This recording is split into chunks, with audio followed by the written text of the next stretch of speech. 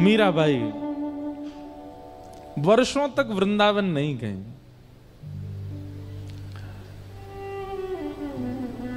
मेवाड़ में ब्याह हुआ और वहां जब कुंवर भोजराज उनका देहावसन हो गया, उसके बाद रहने लगी तो उनके देवर राणा उनको उनकी भक्ति भाव प्रिय नहीं थे। कई बच्चे आज भी परेशान रहते हैं, हमसे तो युवा मिलते हैं तो महाराज जी बड़े परेशान होकर मिलते हैं। महाराज जी हमारी माता जी को अच्छा नहीं लगता, हम कथा सुनते हैं, हमारे पिताजी को भाता नहीं, हम लोग तिलक लगाते हैं। ऐसे माता पिताजी से हम कहेंगे क्या अच्छा लगता है? वो बेचारा रात भर पड़ा रहे नाली में उल्टा पी के, वो अच्छा लगता है? कुछ गलत काम करे वो अच्छा लगता है? पर स्त्री संग करे वो अच्छा लगता है? मांस मदिरा आदि करे वो अच्छा अरे वैष्णव भाव में कोई भक्त बालक यदि है तो माता पिता को इससे चिंता क्यों होती है? आजकल कई माता पिता आते हैं और वो निवेदन करते हैं महाराज जी इससे कहो थोड़ा कम भक्ति करे। मैंने कहा वाह, क्यों?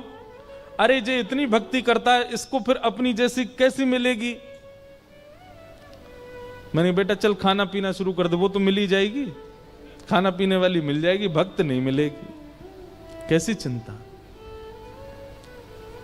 हमारी आपसे प्रार्थना है, विशेष रूप से युवा जिनके ब्याह नहीं भये हैं, ब्याह करो। अगर कथा में बैठे हो तो, यहां बैठे हो तो इसका मतलब है वैष्णवी हो, करना वैष्णव से, नहीं तो जीवन फिर बहुत मुश्किल हो जाएगा। हम मीराबाई जैसे सहनशीलता नहीं है हमारे भीतर। बहुत पीड़ा होती थी उनको कि ये क्यों इतना भजन करती हैं, क्यों इतना नृत्य करती हैं, क्यों इतना आनंद करती हैं। अनेक प्रयास किए, सबको कथाएं पता हैं।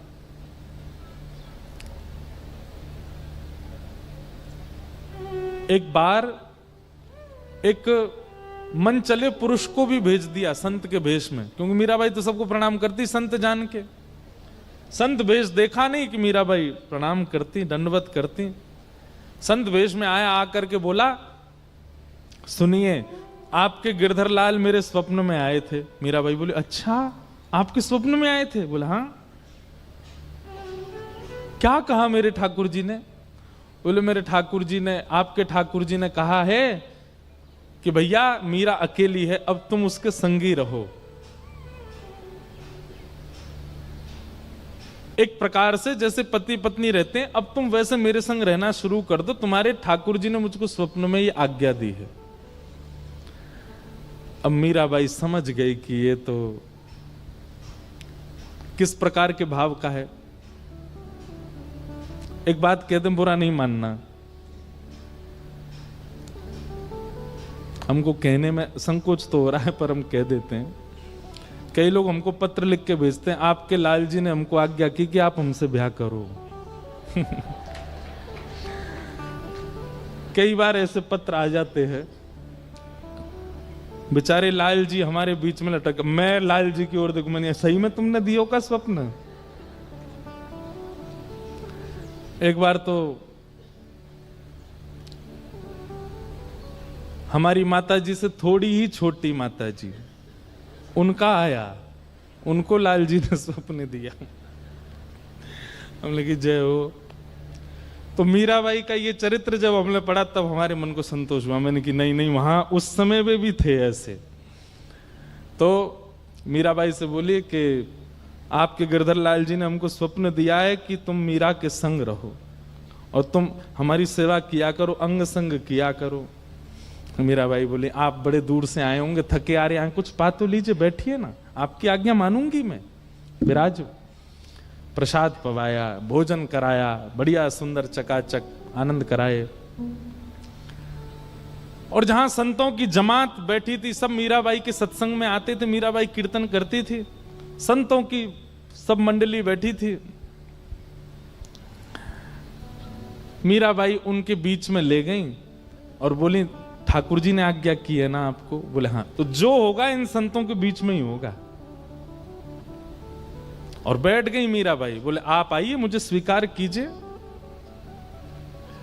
अब तो उस थर-थर कांपने लगा, उसके हाथ पांव कांपने लगे। भक्ति में इतनी सामर्थ होती है बंधुओं, भजन में इतनी सामर्थ होती है कि कोई दुराग्रही या दुष्कर्म करने वाला व्यक्ति आपके समीप भी आएगा ना, आपके भजन के भाव से वो कुछ अनुचित क्रिया करने से पहले 100 बार सोचेगा, नहीं कर पाएगा।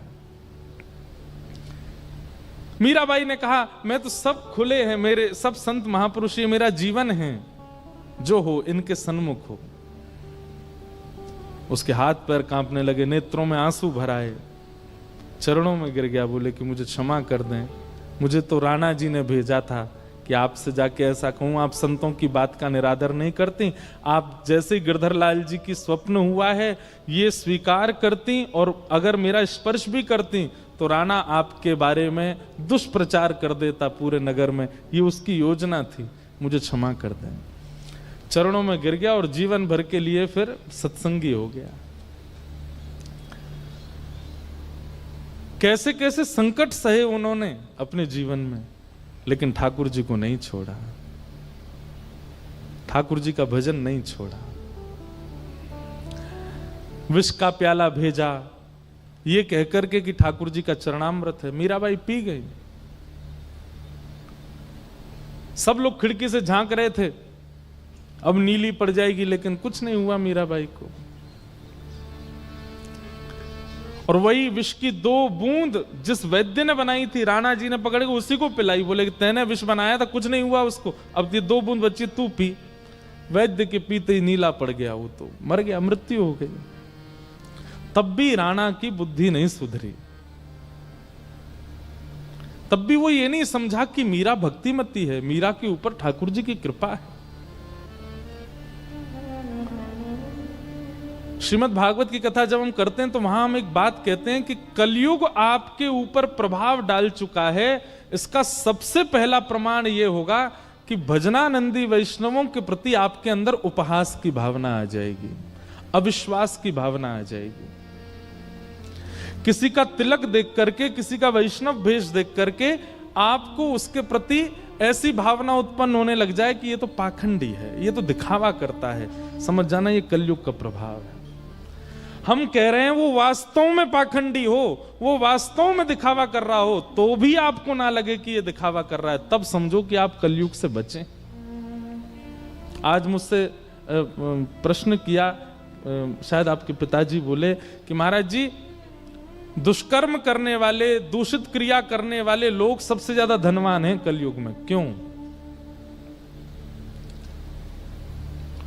और भजन करने वाले, वाह वाह रे मौज फकीर आंधी, सब रे फकीर हैं, इससे आगे नहीं आता मुझे, चना चबेना ऐसे करके कुछ है ना?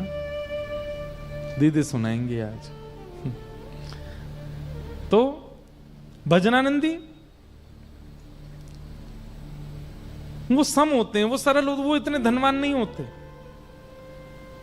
चलो हमारी बात छोड़ो, हम तो वृंदावनवासी, बाबा की बात छोड़ो, दीदी की बात छोड़ो, कोई सदगृहस्थ भी यदि भजन के प्रभाव में होते हैं तो वह भी उनकी अपेक्षा, दुष्कर्म करने वालों की अपेक्षा धनवान नहीं होते, वो ज्यादा धनवान होते हैं। क्यों? सबसे पहला इसका उत्तर यही है कि भक्त की अपेक्षा में, भक्त की उम्मीदों में धन है नहीं। पहली बात, वो प्रायोरिटी धन को रखता नहीं है, वो संग्रह नहीं करता। मैं कथा में कहता हूं, ठाकुर जी को भजने वाले की स्थिति लुटावे की है जाए, जमा करवे की नहीं। वो बांटना शुरू कर दे। आपने कोई अच्छी, आज बहुत बढ़िया पगड़ी पहनाई मुझे है?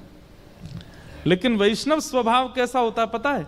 अगर कोई बढ़िया सो आग हो ना मेरे सामने और कोई बालक ऐसा लगा कि ये सुंदर है तो पहना देंगे।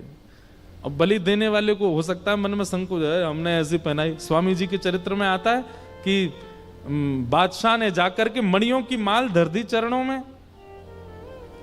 अब बादशाह बार बार अंकित करते हुए कहे ऐसी मणियां हैं इसमें, इन मणियों से चाहें तो ऐसे ऐसे घाट खरीदे जा सकते हैं, ऐसी ऐसी मणियां भर करके मैंने ये माला जो है अर्पित की है। स्वामी जी थोड़ी देर तो सुनते रहे उसकी बात। स्वामी जी तो बैठते थे सघन वन में, तभी एक हिरण निकल के आया, स्वामी जी के बगल में बैठ गया। स्वामी जी हाथ फेरते रहे, उसके प्रति इतना प्रेम आ गया कि जो मणि बादशाह ने मणियों की माल पहनाई, उठा करके हिरण को पहना दी। अब ये देख करके सामने बैठे व्यक्ति को तो बड़ा अपमान लगा बादशाह को। बोले मैंने इन मणियों की माल इनके चरणों में अर्पित की, श्रद्धा सुमन अर्पित की, और ये एक जानवर को पहना दिया। चलो मानव को पहनाते तो बात समझ भी आती, एक जानवर को। और इतने में ही ना जाने क्या हुआ, जोर की कोई आवाज हुई किसी शेर आदि की, वो हिरण चौकड़ी मार करके भाग गया जंगल में। मानो बादशाह तो ऐसे हो गया कि राम राम, कितने करोड़ मेरे चले गए जंगल में। अब तो वो मन में स्वामी जी के प्रति ऐसी भावना रखने लगा, कैसे महात्मा के पास आ गया, बिल्कुल मेरी वस्तु की कदर नहीं की। स्वामी जी तो अंतर्यामी, सब समझ जाते हैं। स्वामी जी ने इतने में ही कोई स्वर छेड़ा, और वह स्वर जैसे ही प्रकट हुआ मुख से, स्वामी जी का स्वर जो ठाकुर जी को प्रकट कर देता है, उसमें प्रकृति स्तब्ध हो जाए कोई बड़ी बात नहीं।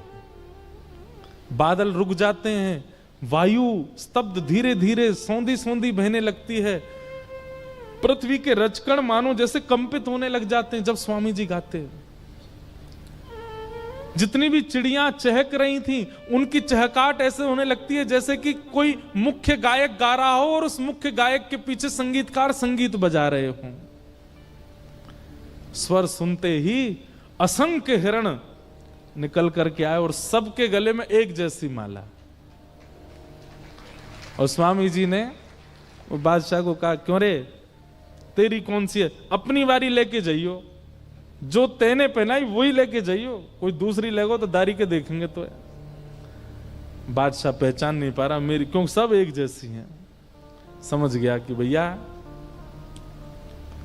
इनका धन से कोई लोभ नहीं है, ये ठाकुर जी के।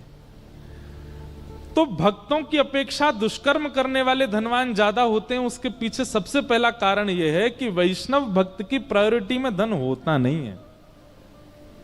ये कोई पहना गयो, जे कोई पहना गयो, जे कोई पहना गयो, ये कोई पहना गयो, ये कोई पहना गयो, और ये ले भी लिया जाए तो उसको कोई फर्क नहीं पड़ेगा, वो सम स्थिति में है, वो धन प्रावधान नहीं। और दूसरी बात बहुत ध्यान से सुनिएगा, ये पृथ्वी कलयुग के चपेटे में है इस वक्त। मतलब इस पृथ्वी रूपी घर का मकान मालिक कौन है? कलयुग। और इस कलयुग के मकान में हम आप सब लोग रह रहे हैं। मकान मालिक ने नियम बना रखे हैं, क्या? मांस खाओ, मदिरा पियो, दुष्कर्म करो, दूसरों का धन छीनो, दूसरों की निंदा करो, कपट करो, छल करो, ये मेरे घर के नियम हैं। और हम आप सब क्या कर रहे हैं? छुप छुप के वो सारे नियमों को तोड़ते हैं। ना छल करते हैं, ना कपट करते हैं, ना मांस खाते हैं, ना मदिरा पीते हैं, ना झूठ बोलते हैं। तो कलयुग क्या करता है? घर में रहने वाला व्यक्ति जब घर के नियम का पालन नहीं करता तो मकान मालिक उसको पनपने नहीं देता। ठीक वैसे ही हम छलबाजी आदि सब छोड़ करके जीवन निर्वहन करते हैं, इसलिए कलयुग हमको ज्यादा धनवान होने नहीं देता और दूसरे धनवानों को दिखा करके हमें चिढ़ाता है, देख ये गलत काम भी करता है, दुष्कर्म भी करता है, परस्त्री संग भी करता है, मदिरापान भी करता है, और देख कितना धनवान। और हम लोग सोच के दुखी हो जाते हैं कई बार, हमने तो किसी का बुरा नहीं किया, हमने सबका भला किया, फिर हम लोग क्यों ऐसा जीवन जी रहे? क्योंकि कलयुग के नियमों के विपरीत हम रहते हैं। हम तो ठाकुर जी के नियमों में रहते हैं। लेकिन अब इसमें चाहिए क्या? बात स्पष्ट हो गई कि क्यों धनवान होते हैं दुष्कर्म करने वाले लोग? क्योंकि कलयुग उनको सपोर्ट करता है, उसके नियम पालन करते हैं। लेकिन वैष्णव का स्वरूप है किसी की उज्जवलता, किसी की श्रेष्ठता, किसी की धनवंता से वो विचलित नहीं होता। उसकी तो ये चिंता नहीं है कि अमृतसर में वो व्यक्ति, अमुक व्यक्ति इतना धनवान क्यों। उसकी चिंता ये है ध्रुव ने 5 वर्ष में पा लिया ठाकुर जी को, मैं यहां 50 वर्ष को है गो अभी तक ना मिले मुझे। उसकी चिंता ये है, उसकी चिंता ये नहीं है कि उसने रोल्स रॉयस खरीद ली, उसकी चिंता ये है, धन्य है अर्जुन जिसके रथ के चालक श्री कृष्ण थे। हमारी तो इतनी योग्यता भी नहीं कि हम एक रोटी भी पवा सके। उसकी चिंता संसार के उज्जवलवान, श्रेष्ठवान, धनवान लोगों से नहीं होती, उसकी चिंता भक्तों से होती है कि उनको भी मिले, मेरे में क्या कमी है। गजराज तारो तेने आवने को जावने को, खावने पकावने को मीरा बाई तारी है। नरसी मेहता को तारो वहीवार सवारने को, वेदन सुनावने को जय देव तारो है। आपने सबको तारा है नाथ। गजेंद्र को तार दिया, मीराबाई को तार दिया, और तर्क कितना अच्छा, गजराज तारो तेने आवने को जावने को। गजेंद्र को क्यों तारा? बोले ताकि आपकी वैकुंठ में बढ़िया सवारी हो सके। आपने कही कौन है संकट में? बोले गजेंद्र, तार दो, एक नई गाड़ी आ जाएगी वैकुंठ में, ले आओ। भक्त तो ऐसे ही ठाकुर जी से बात करते हैं कभी कभी नोक झोंक में। और खावने पकावने को मीराबाई तारी है। राजस्थान की, मेवाड़ की मीराबाई, वहां के लोग भोजन अच्छा बनाते हैं। ठाकुर जी आपको वैकुंठ के बावर्ची के हाथ में सुख नहीं मिल रहा था, इसलिए मीराबाई तार दी, बढ़िया बढ़िया बनावेगी, कैर सांगरी की सब्जी, कभी जो है हल्दी की रोटी, और वहां में हल्दी की सब्जी, और क्या क्या होता है, बेसन की रोटी, बाटी, दाल। ठाकुर जी आपके मुंह में पानी आया, यही मारे आपने मीराबाई तार दी। और वेदन सुनावने को जयदेव तारो है, जयदेव को तार दिया। क्यों? बोले बढ़िया बढ़िया रचनाएं बना बना करके गाते हैं। नरसी मेहता को तारो वहीवार सवारने को। इतने लोग दान दक्षिणा, दान पेटियां भर जाते हैं, कोई सोने का मुकुट, कोई चांदी का सिंहासन। आपने सोची एक अकाउंटेंट होना चाहिए, नरसी मेहता को तार दिया। हाँ भाई, सब लेखा जोखी रखा करो, पर नाथ मैं तो आपके किसी काम का नहीं हूं, मुझसे आपका कोई काम नहीं बनेगा, लेकिन आप तारणहार हो ये बात तब सिद्ध होगी जब मुझे तार के दिखाओ। मैं आपके किसी काम का नहीं, मुझ पे ना रोटी बनानी आती, ना मैं आपका वाहन बन सकता, ना मैं आपका व्यापार संभाल सकता, ना मैं आपका श्रृंगार कर सकता, मैं आपके किसी लायक नहीं हूं, लेकिन आपका नाम तारणहार है, आपका नाम पालनहार है, मैं अयोग्य हूं, मुझे तार के दिखाओ। उसकी चिंता तो ये होती है, वो चिंता इस बात से चिंतित नहीं है कि कोई धनवान क्यों है, कोई श्रेष्ठ क्यों है। श्री माधवदास जी के चरित्र में आता है कि वे जगन्नाथपुरी जब गए थे तब उनकी आयु मात्र 21 वर्ष की थी। कितनी? 21 वर्ष की आयु में माधवदास जी जगन्नाथपुरी गए और वहां जाकर के 3 दिन तक अनशन व्रत किया जगन्नाथ जी का प्रथम दर्शन करने के बाद। क्यों? जैसे ही मंदिर में गए और महाप्रभु जगन्नाथ जी को जब उन्होंने देखा तो मन में ऐसी भावना आई, मैंने 21 वर्ष निकाल दिए बिना इनको देखे। 21 वर्ष केवल संसार के भोग में रहा, अब जाकर के निहारा इनको मैंने। 3 दिन तक भूखे प्यासे पड़े रहे, अनशन, मृत्यु के लिए चले गए समुद्र के तट पर। तो महाप्रभु श्री जगन्नाथ जी ने वहां के जो दैतापति राजा हैं उनसे कहा कि मेरा एक परम भक्त आया है, उसको मेरे निज थाल भेजो प्रसाद के लिए। जब प्रसाद के लिए माधवदास जी से कहा, माधवदास जी बोले अब जीवित नहीं रहना, अब प्रसाद आदि नहीं पाना। बोले अरे ठाकुर जी ने थाल भेजा है। जैसे ही जगन्नाथ जी का थाल देखा माधवदास जी आनंदित हो गए, अब ठाकुर जी चाहते हैं कि मैं जीऊं तो फिर क्यों मरूं। तब पाया। तो भक्त की चिंता तो ये होती है, भक्त की चिंता बाकी की नहीं है। मीराबाई को अब हमको सुनने में, कहने में, देखने में लगता है कि मीराबाई पर कितना कष्ट आया, पर मीराबाई के लिए वो कष्ट नहीं है। मीराबाई के लिए कष्ट क्या है? पिछले 2 मिनट निकल गए और मैंने ठाकुर जी का नाम नहीं कहा, ये कष्ट है उनका। आज का पूरा दिन व्यतीत हो गया, मैंने किसी संत का दर्शन नहीं किया, ये कष्ट है उनका। पिछले 2 दिन से कोई वैष्णव हमारे मेड़ता में नहीं आए, मेवाड़ में नहीं आए, मैंने प्रवचन नहीं सुना, मैंने भगवत कथा नहीं सुनी, ये चिंता है मीराबाई की। और ऐसी चिंता यदि आपको होती है तो आप वैष्णव हो, नहीं तो नहीं। बाकी की चिंताएं वैष्णव को नहीं होती। पर आज मीराबाई को चिंता हुई। क्यों? क्योंकि जब तक संकट मीराबाई पर था सह रही थी, पर अब मीराबाई की वजह से एक वैद्य की मृत्यु हुई, ऐसा उनको लगा, जबकि मीराबाई ने कुछ नहीं किया। उन्होंने विष पिया, उनको कुछ नहीं हुआ, वही 2 बूंद जिस वैद्य ने विष बनाया था उसको पिला दी राणा ने, उसकी मृत्यु हो गई। आज मीराबाई को कष्ट हुआ कि अब पीड़ा मुझसे औरों पर जा रही है। अपने ठाकुर जी के आगे एक तारा लेकर के श्री मीराबाई बैठी हैं। जिस भवन में मीराबाई रहती, बाहर पूरा परिवार वैद्य का शव लेकर के बैठा है, आपकी वजह से हमारा पति चला गया। मीराबाई एक तारा लेके बैठी अपने ठाकुर जी के सामने। हरि तुम हरो जनन की पीर, हरि तुम हरो जनन की पीर। एक बात तो भैया सिद्ध है, मैं हर कथा में कहता हूं, ठाकुर जी को पानो है ना तो गानो प्रारंभ कर दो। ये कोई अभिमानवश नहीं कह रहा हूं, लेकिन बहुत धन्य भाग्य हैं हमारी पूनम दीदी के, हमारे चित्र विचित्र बाबा के, हमारे गोपाली बाबा के, हमारी चंद्रकला मैया के। क्यों? क्योंकि स्वर सेवा करते। एक बात याद रखिएगा, यहां जो लोग बैठे हैं, जितने श्रोता बैठे, किसी के पास तनिक स्वर भी यदि है तो इस बात को वो प्रमाणित मान ले कि ठाकुर जी ने उसको जन्म से ही ऐसा करके भेजा है कि ये चाहेगा तो अपनी स्वर साधना से मेरी प्राप्ति कर लेगा। बात समझ में आई हमारी?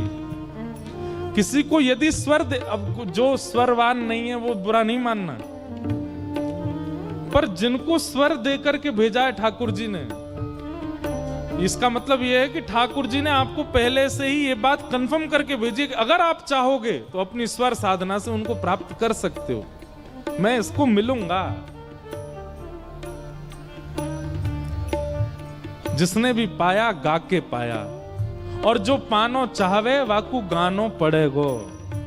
मीराबाई गाती है, हरि तुम हरो जनन की पीर, हरि तुम हरो जनन की पीर, हरि तुम हरो जनन की पीर, हरि तुम हरो जनन की पीर। द्रौपदी की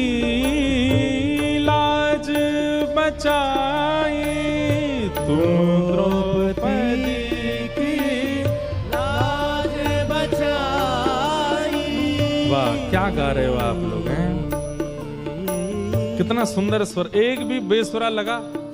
अच्छा, ये भी एक स्वरूप है कि जब सभा में गाते हैं ना, सबका स्वर एक हो जाता है। अकेला व्यक्ति गाता है तो उसके स्वर में कहीं ना कहीं चूक दिखाई देती, पर जब सब साथ गाते हैं तो जैसे गोपियों ने गोपी गीत गाया, और गोपी गीत विश्राम पर श्री शुकाचार्य जी कहते हैं, रुरुदु स्वस्वरम राजन कृष्ण दर्शन लालसा। बहुत ध्यान से सुनिएगा, कृष्ण दर्शन लालसा यदि चित्त में है तो रुदन भी स्वर में होगा। कृष्ण दर्शन लालसा यदि चित्त में है तो रुदन भी स्वर में होगा। आप सब कृष्ण दर्शन लालसा में बैठे हो, इसलिए आप सबके स्वर एक हो गए। तुम द्रौपदी की लाज राखी, द्रौपदी की लाज राखी। कैसे? तू तुरत बढ़ायो चीर, हाँ तुरत बढ़ायो चीर। हरि तुम हरो जनन की पीर, हरि तुम हरो जनन की पीर। हाँ हरि तुम हरो जनन की पीर, हरि तुम हरो जनन की पीर। भगतन कारण धार्यो नर हरि, भगतन कारण धार्यो नर हरि। भगतन कारण आप ही धार्यो, भगतन कारण आप ही धार्यो। नर हरि शेष शरीर, हाँ नर हरि शेष शरीर। हे हिरण्यकश्यप मार गिरायो, हिरण्यकश्यप मार गिरायो। हिरण्यकश्यप मार गिरायो, हिरण्यकश्यप मार गिरायो। धार्यो नाही धीर, हाँ धार्यो नाही धीर। हरि तुम हरो जनन की पीर, हरि तुम हरो जनन की पीर। हाँ हरि तुम हरो जनन की पीर, हरि तुम हरो जनन की पीर।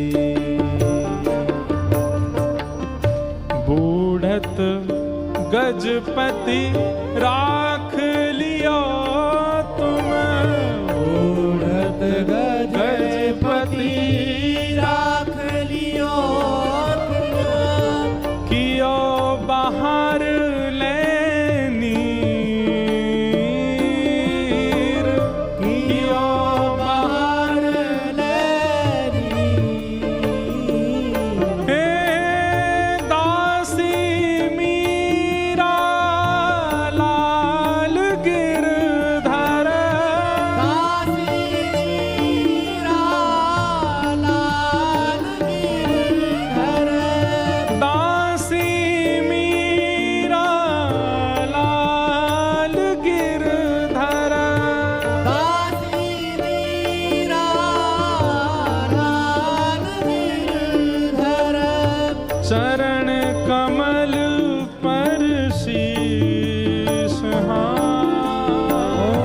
चरण कमल पर शीश। हरि तुम हरो जनन की पीर, हरि तुम हरो जनन की पीर। हरि तुम हरो जनन की पीर, हरि तुम हरो जनन की पीर। मीराबाई गा रही हैं हरि तुम हरो जनन की पीर। और गाते गाते गाते जब उन्माद नृत्य करने लगी अपने गिरधर गोपाल के सामने, अर्धरात्रि का समय था जब मीराबाई ने गाना प्रारंभ किया। और ब्रह्म वेला जैसे ही प्रारंभ हुई, बाहर शव लेकर के पूरा परिवार बैठा था वैद्य का, नीला पड़ा है शव। और यहां राणा और मीराबाई की ननद उदाबाई ये सब तमाशा देख रहे हैं। और तभी मीराबाई के नृत्य करते करते करते करते करते नेत्रों से जब अविरल अश्रुधार गिरने लगी, देखते ही देखते वैद्य का जो शरीर था वो नीलेपन से सामान्य होने लगा और थोड़ी देर में उठ करके बैठ गया, जीवित हो गया। और जितने लोग वहां खड़े थे सब मीराबाई की जय जयकार, गिरधर गोपाल की जय जयकार करने लगे।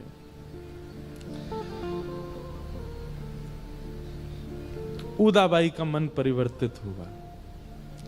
मीराबाई की ननद थी उदाबाई। प्रसंग में आता है कि जब मीराबाई विवाह करके आई थी भोजराज जी के साथ, तो गृह प्रवेश के समय ननद द्वार रोकती है और रोक करके नेक मांगती है।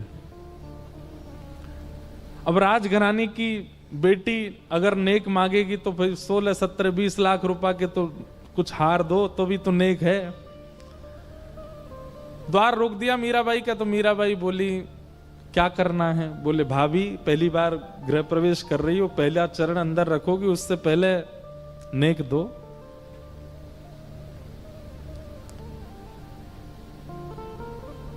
और सब वहां कह रहे थे, बोले गले का हार देंगे। अरे मीराबाई तो मेड़ता के राजकुंवर की पुत्री हैं, ये तो इतना देंगी, ये देंगी, वो दूंगी, ऐसा ऐसा सब कहने लगे। मीराबाई अपना थैला था पास में, उसमें से कंठी माला निकाली और निकाल करके उदाबाई को पहनाने लगी। उदाबाई बोली ये क्या लकड़ी की माला पहना रही हो, क्या लकड़ा पहना रही हो मेरे गले में? मीराबाई बोली ननद सा, जब मृत्यु हो जाएगी ना तो गहने होंगे ना शरीर पर, घर वाले सब उतार लेंगे, लेकिन इसको कोई नहीं उतारेगा, ये संगी रहेगा आपके। यही तारणहार है। अरे उसको पहन के नगर में घूमते हो तो नगर वाले खुश होते हैं, पर इसको पहन के नगर में घूमोगे तो श्याम सुंदर प्रसन्न होगा। ये पहनो। अब उस समय ननद को कहां समझ आ रही थी, उतार के फेंक दिया दूर। मीराबाई ने लेकर के थैला में धर लिया, लो तो अच्छा, नहीं लो तो कोई बात नहीं। आज उदाबाई का जब मन बदला, मीराबाई के पास गई, चरणों में प्रणाम करके और कहा मैंने बहुत अत्याचार किया, मैंने बहुत कष्ट दिया आपको। भाभी सा, आप जब प्रथम गृह प्रवेश कर रही थी उस समय आप एक माला मेरे गले में पहना, जिसको मैंने फेंक दिया था। आज मेरा सिर आपके सामने, वो माला मुझे पहना दो। और मीराबाई ने तुलसी माला अपने हाथ से अपनी ननद को पहनाई। लेकिन अब मीराबाई के मन में भाव है कि अब यहां नहीं रहना, लेकिन जाऊं कैसे, कोई संत आज्ञा करें। तब मीराबाई ने गोस्वामी तुलसीदास जी को पत्र लिखा और अपनी सब स्थिति बताई, उनके कारण कैसा कष्ट हो रहा है परिवार में, सब बताया। तब गोस्वामी जी ने पत्र लिख करके कहा, जाके ही न राम वैदेही तजिए ताहि कोटि वैरिसम यद्यपि परम स्नेही। आप निकल जाइए। जिसके हृदय में ठाकुर जी नहीं है उसका संग करने का कोई औचित्य नहीं है भक्त का। जिनके चित्त में ठाकुर जी विराजमान नहीं है उनका तो तुरंत त्याग कर देना चाहिए। और कैसे त्याग कर देना चाहिए? तजिए ताहि कोटि वैरिसम, अत्यंत बैरी के समान उसका त्याग कर देना चाहिए।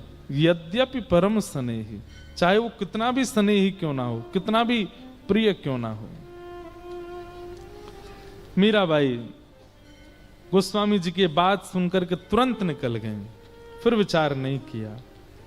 और मीराबाई पहले मेड़ता आई, मेड़ता में आकर के निवास करने लगी। अच्छा एक बात, मीराबाई जब मेवाड़ से जा रही थी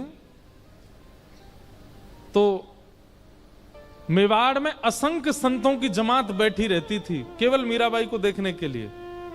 एक प्रसंग ऐसे भी आता है कि जब भोजराज राजा थे तो वो संतों के पास रूप बदल करके जाते और पूछते, आप लोग मेवाड़ में क्या देखने आते हो? मीरा में आपको क्या दिखता है? वो सुंदर है, उसके नेत्र अच्छे हैं, उसका हाथ का प्रसाद अच्छा लगता, आप इतनी संख्या में मेवाड़ क्यों आते हो? यहां ठाकुर जी तो विराज नहीं रहे। तो संत महात्मा कहते भैया क्या बताएं, बद्रीनाथ जाके गंगा स्नान करके यमुना स्नान करके भी जो भक्ति हमारे चित्त में प्रकट नहीं होती, वो मीराबाई की एक झलक देख के हो जाती है। मीराबाई की एक झलक दिख जाती है ना हमको, वो चलती फिरती उनकी छाया भी दिख जाती है, हमारे चित्त में ऐसा कृष्ण प्रेम प्रकट होता है। बंधुओं, कई बार अपनी भक्ति का प्रैक्टिकल किया करो कि कैसी हमारा भजन नाम जप ये लग रहा है कि नहीं लग रहा। सभा में जाके देखो, अगर आपकी सभा में उपस्थिति, अब देखो ये सभा तो अनुकूल है, यहाँ तो सब भक्त ही बैठे हैं, यहाँ आओगे तो आपको देख के सब खड़े ही हो जाएंगे, आपको देख करके सब प्रसन्न ही होंगे, हमारे आते ही सब जय जय श्री कृष्ण कहने लग जाएंगे। प्रतिकूल सभाओं में जाके देखो, उपहास होगा आपका, आपके प्रति कुदृष्टि रखी जाएगी। लेकिन इतने में भी उस प्रतिकूल सभा में किसी का हृदय यदि परिवर्तित होता सा दिख जाए, कोई इतनी भी लाज रखे कि कोई पी रहा हो और आपका भेष स्वरूप देख करके वो एकांत में ही चला जाए, उसको ये लज्जा होने लगे कि इनके सामने कैसे, समझ जाना आपका भजन अब लग रहा है।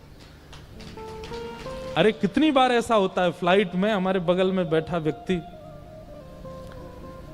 कुछ खा पी रहा हो, अब तो सब पहचान जाते हैं तो ठीक ठाक रहता माहौल, पहले खाने पीने वाले व्यक्ति बैठते।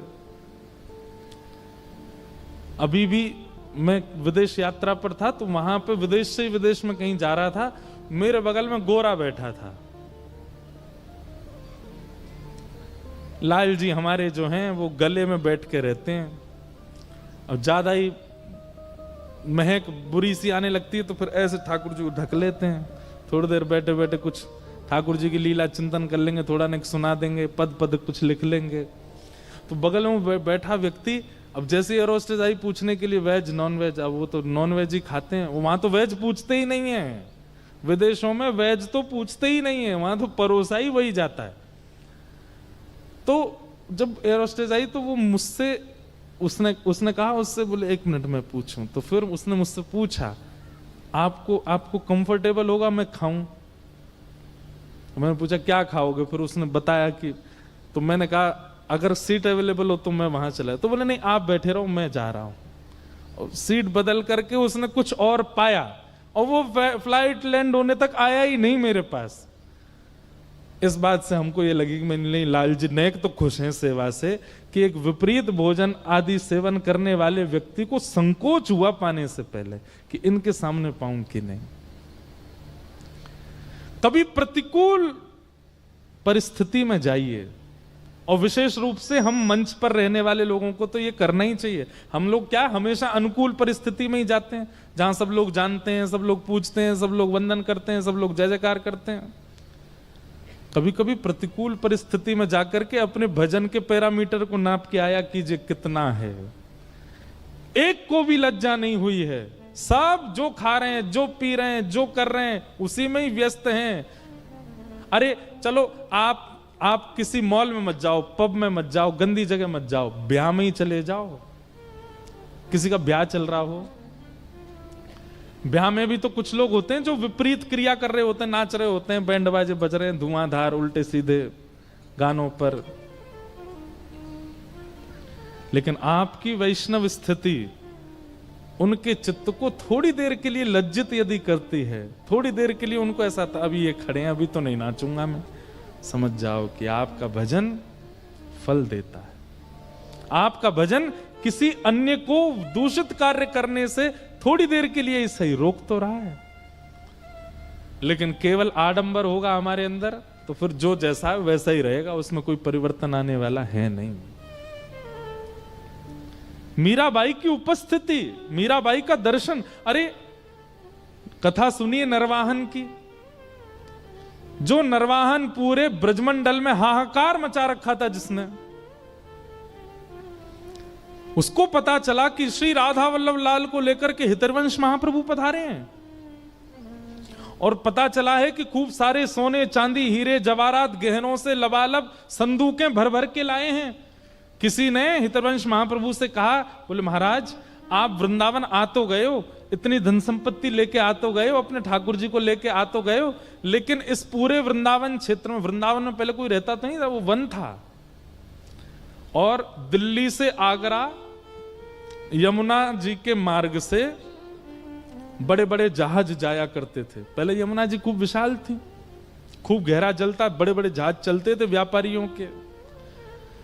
तो वृंदावन में नरवाहन रहता था, जो कि अपनी समस्त मंडली के साथ उन जहाजों को लूटता था। उसका इतना खौफ था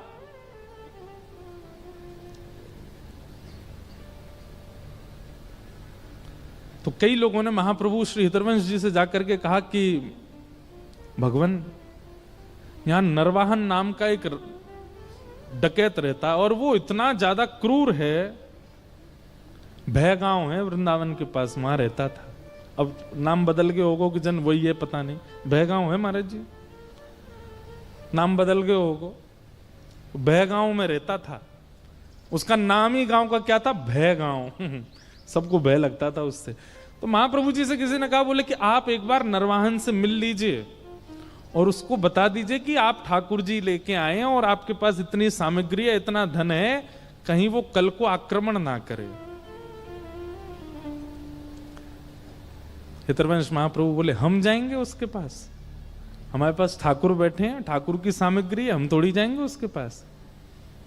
और कदम्ब टेर, मदन टेर, ऊंची ठौर श्री राधा वल्लभ जी को विराजमान कर दिया। कोई मंदिर नहीं, वृक्ष के नीचे श्री कुंज में ठाकुर जी रहते थे। प्राचीन काल ऐसी सुंदर सुंदर वृंदावन की महिमा है, कभी कभी मन होता है बोलते रहें। वृंदावन की वृक्ष वल्लरियां कैसी थी पता है? जैसे ही ठाकुर जी विराजमान कर दिए, अपने आप कुंज निकुंज ऐसे आड़ बना लेती ताकि ठाकुर जी के ऊपर धूप ना आवे, जल की बिंदु ना गिरे। मतलब अपने आप ही बेल सचल हो जाती थी, क्योंकि वृंदावन के वृक्ष साधु संत ही हैं, सब गोपी जन ही हैं, ये तो सब मानते ही हैं। पर अब नहीं होता ऐसा।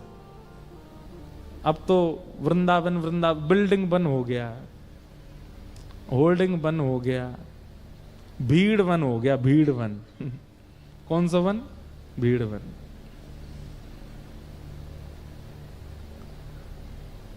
मदन टेर ऊंची ठौर पर राधा वल्लभ जी विराज रहे थे और किसी ने जाके नरवाहन से कह दिया, बोले कि वो आए हैं हितरवंश महाप्रभु, उनकी 2 पत्नियां हैं, उतने सारे धन लेकर के आए हैं, और हमने उनको कहा कि भैया नरवाहन को जाकर के थोड़ा बता तो दो। तो बोले, कौन नरवाहन, हम थोड़ी जाएंगे उसके पास। नरवाहन को आया क्रोध, लेकर के तलवार और जा रहा है। जैसे ही पहुंचा तो प्रातः काल का समय था, श्री राधा वल्लभ जी का श्रृंगार करके श्री हितरवंश महाप्रभु सन्मुख बैठे हैं, रूप माधुरी का दर्शन कर रहे हैं। बसो मोरे नैनन में दो चंद, गा रहे हैं। और तभी वहां नरवाहन का आना हुआ। तो नरवाहन ने आकर के जो झाड़ी थी चारों तरफ, केवल एक झाड़ी को अपनी तलवार से पकड़ करके किनारे किया है, और उस झाड़ी की आवाज से महाप्रभु जी ने केवल इतना मुख पीछे किया है, आधा मुख, ऐसे पीछे पूरे नहीं मुड़े, केवल इतने मुड़े हैं। और यहां जहां ठाकुर जी खड़े इतनी पीछे, बिल्कुल पीछे नरवाहन है, केवल इतना मुख देखा महाप्रभु जी का, और इतना मुख देखते ही हाथ से तलवार गिर गई, स्तब्ध हो गया, शरीर कंपायमान होने लगा। पहले तो महाप्रभु जी को देखा, फिर सामने खड़े श्री राधा वल्लभ जी को देखा। ऐसी सुंदर जोड़ी कभी देखी नहीं उसने जीवन में। घुटनों के बल, अभी कुछ कहा तक नहीं है महाप्रभु जी ने, उठे तक नहीं है, बोले तक नहीं है, पूरा पूरा देखा भी नहीं है उसको, केवल आधा मुख देखने मात्र से नरवाहन की स्थिति ऐसी होगी, रोने लगा और दौड़ करके नीचे आया और आकर के एक कक्ष में जाकर के केवल रोने लगा। किसी से नाम पूछा, ये कौन है? बोले ये महाप्रभु श्री हितरवंश महाप्रभु। और ये कौन है? ये श्री राधा वल्लभ हैं। बस वहीं बैठा बैठा प्राण राधा वल्लभ जीवन हरिवंश, प्राण राधा वल्लभ जीवन हरिवंश, प्राण राधा वल्लभ जीवन हरिवंश, रोने लगा। ये भजन का बल। केवल आधे मुख के दर्शन से अत्यंत क्रूर परिवर्तित हो गया। हमारी उपस्थिति से किसी के चित्त में लज्जा भी ना आवे गलत करते समय, कैसा भजन हमारा। इसी बात को भीष्म पितामह से कहते हैं भगवान भागवत में कि मुझे इस बात का आश्चर्य पितामह कि आपकी उपस्थिति होते हुए भी द्रौपदी का चीरहरण कैसे कर रहा था दुशासन। क्योंकि अभी तक पितामह भीष्म की इसी बात से प्रशंसा थी कि इन जैसा भजनानंदी, इन जैसा त्यागी, इन जैसा विरक्त कोई नहीं है। लेकिन ठाकुर जी ने छोटी सी बात कहकर के पितामह भीष्म को आईना दिखाया। लज्जा नहीं हुई दुशासन को आपके सामने द्रौपदी का चीरहरण करते समय। कहीं ना कहीं आपका भजन जिसका आप गुमान करते हैं, आपका त्याग, आपका बाल ब्रह्मचर्य जिसका आपको अभिमान होता है, मत करिए। आपकी उपस्थिति से कोई लज्जा नहीं हुई दुर्योधन को, दुशासन को। युद्ध हुआ बात अलग है, उन्होंने पांडवों की राजगद्दी हड़प ली बात अलग है, पर एक नारी को निर्वस्त्र किया जा रहा था और आप वहां बैठे थे। किस बात का अभिमान है आपको? एक व्यक्ति के चित्त में लज्जा तक प्रकट नहीं कर पाए आप। तब भीष्म पितामह बोले कि बात सत्य है। तो इसका मतलब ये प्रमाणित बात है कि आपका भजन आपकी उपस्थिति से आपके दायरे को क्रिएट करता है। अगर उस दायरे में आने वाला व्यक्ति तनिक भी लज्जा ना करता हो दूषित करने में, तो आपका भजन व्यर्थ है। आज हमारे वृंदावन के पूज्य श्री प्रेमानंद जी महाराज हैं, जब वो निकलते हैं, आप उस समय वहां बैठे लोग या लाखों की तादाद में जो उपस्थित व्यक्ति हैं, वो परिवर्तित हो जाते हैं। उनका चित्त मलिन था, वो शुद्ध होने लग जाता है, वो अपने दूषित कार्यों को छोड़ने लग जाते हैं। कैसे? क्योंकि कहीं ना कहीं एक महापुरुष का भजन उसकी उपस्थिति से प्रकट हो रहा है। तो जितने वैष्णव यहां बैठे हैं, कभी कभी पैरामीटर नाप के तो आओ, अपना कहीं विपरीत जगह जाकर के देख के तो आओ आपका भजन कैसा चल रहा है आजकल। लेकिन हां, एक बात का ध्यान रखना, कहीं आपकी उपस्थिति से अगर सामने वाला लज्जा में आ जाए, थोड़ा अपने कार्य को छोड़ दे या थोड़ा संकोच में आ जाए, तो अभिमान मत कर बैठना अपने भजन का। भले कृपा मानना ठाकुर जी की, उनकी कृपा है। मीराबाई मेड़ता आ गई। क्यों? प्रतीक्षा कर रही हैं कि वृंदावन बुलाएगा तो जाऊंगी। मैं ये बात कहता हूं कथा में कि आप ऐसे मत चले जाया करो मुंह उठा के। भाई, जब हम सामान्य संसार में भी किसी के ऐसे ही नहीं चले जाते, प्रतीक्षा करते, थोड़ा तो मान रहता है कि बुलावे तो जामे। वृंदावन की भी प्रतीक्षा करो कि बुलावे, और वृंदावन जब बुलावेगा उसके 3 प्रमाण तो हम दे चुके हैं पहले। पहला, स्वप्न में दर्शन। दूसरा, वृंदावन से कोई प्रसाद आपके घर सहज आ जाना। तीसरा, कोई ब्रजवासी आपके नगर में आ जाए। ये 3 प्रमाण है कि वृंदावन बुला रहा है। और चौथा सुनो, जैसे जल बिन मछली तड़पती है ना, ऐसी स्थिति हो जाए, भोजन ना सुहाए। अष्ट सखा गाते हैं, माई मेरो मन हरो, सांवरो घर अंगना ना सुहावे। ना सुहाए कुछ भी, कोई कितनी भी बढ़िया वस्तु कुलचे लाके धर दे आपके सामने, नहीं भा रहा हो, अब तो वृंदावन जाना है। कोई कितनी भी सुंदर वस्तु दे दे, आपकी स्थिति नहीं, अब तो वृंदावन जाना है। बस रह ना पा रहे हो तब जाओ वृंदावन। मीराबाई अब उस स्थिति की प्रतीक्षा कर रही हैं। कब हो मिले पिया मो।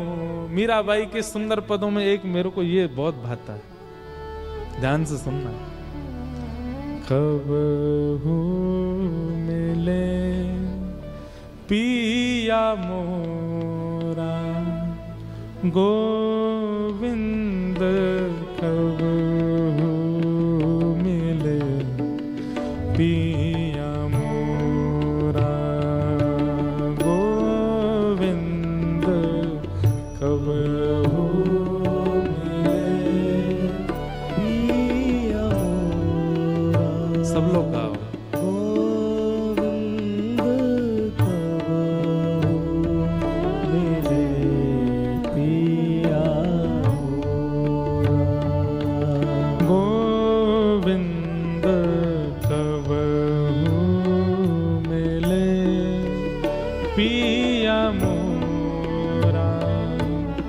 गोविंद कब हो मिले पिया मोरा, गोविंद कब हो मिले पिया मोरा, गोविंद कब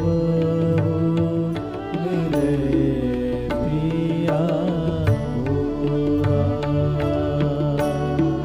ओ चरण कमल को हंस हंस देखूं, चरण कमल को हंस हंस देखूं, चरण कमल को हंस हंस देखूं, चरण कमल को हंस हंस देखूं, राखूं नैना नेरा, गोविंद राखूं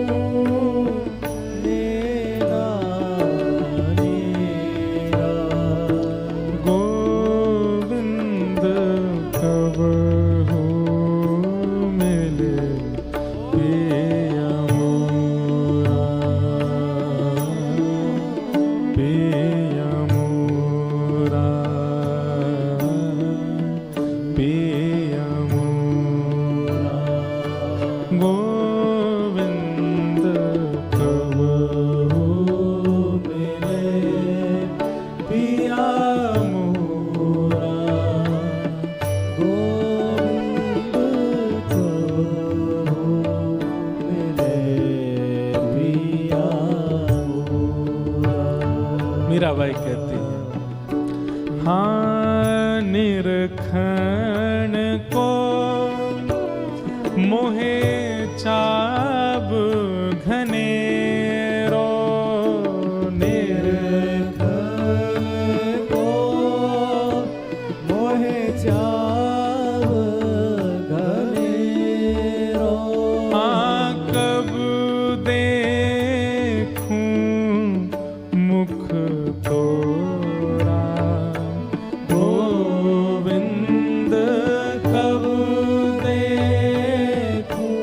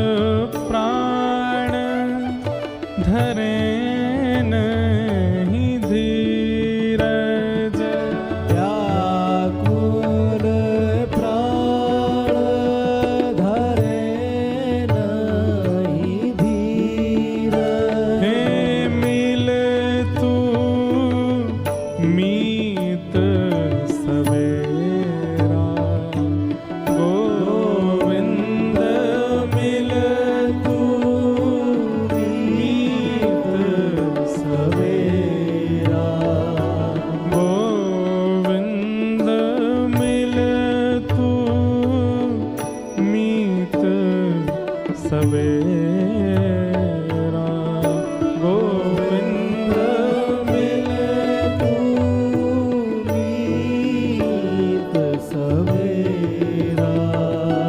गोविंद कब हो मिले पिया मोरा, पिया मोरा, पिया मोरा, गोविंद कब हो मिले पिया मोरा, गोविंद कब हो मिले पिया मोरा, पिया मोरा। हो मीरा के प्रभु गिरधर नागर, मीरा के प्रभु गिरधर नागर, मीरा के प्रभु गिरधर नागर, मीरा के प्रभु गिरधर ये नागर। मीराबाई तब ये पद गाती हैं जब तक वृंदावन मिला नहीं, व्याकुल हैं बहुत, अपने हृदय से लगा करके प्यारे गिरधर गोपाल को एकांत में बैठी रहती हैं। कई लोग उनको विधवा के रूप में देखते हैं, कई लोग उनको विक्षिप्त के रूप में देखते हैं। कई बार तो छोटे छोटे बालक घूमते घूमते अगर मीराबाई के पास आ जाते तो माता पिता पकड़ के ले जाते हैं। एकांत में रहती हैं मीराबाई और बस प्रतीक्षा कर रही हैं। कितनी लंबी प्रतीक्षा है, अभी भी इतनी यातना, इतना सब कुछ सहने के बाद भी वृंदावन नहीं मिला है, लेकिन विश्वास डगमगाया नहीं है मीराबाई का। मीरा के प्रभु गिरधर नागर, मीरा के प्रभु गिरधर नागर, मीरा के प्रभु गिरधर नागर, मीरा के प्रभु गिरधर नागर। हे ताप तपन बहु तोरा, गोविंद ताप तपन बहु। हे श्याम सुंदर, मीराबाई कभी कभी व्यंग में बोलती हैं क्या, सबसे ज्यादा गर्म ताप यदि किसी का है ना तो वो कृष्ण से प्रेम करने का है। कोई यदि गर्म वस्तु पकड़ करके अपना हाथ उछता देता है पीछे को, मानो जैसे जल गया हो, मीराबाई देख के हंसती है। अभी कृष्ण ने प्रेम की ताप नहीं दी है तुझे, ये सामान्य ताप तो अब मुझे पीड़ा ही नहीं देते। अब मीराबाई को ताप से रुदन ना होके अब हंसी आती है, लेकिन अड़ी हैं, खड़ी हैं सब सहने को। ताप तपन बहु तोरा, गोविंद ताप तपन बहु तोरा, गोविंद कबहु मिले पिया मोरा, पिया मोरा, पिया मोरा, गोविंद कबहु मिले पिया मोरा, गोविंद कबहु मिले पिया मोरा, पिया मोरा,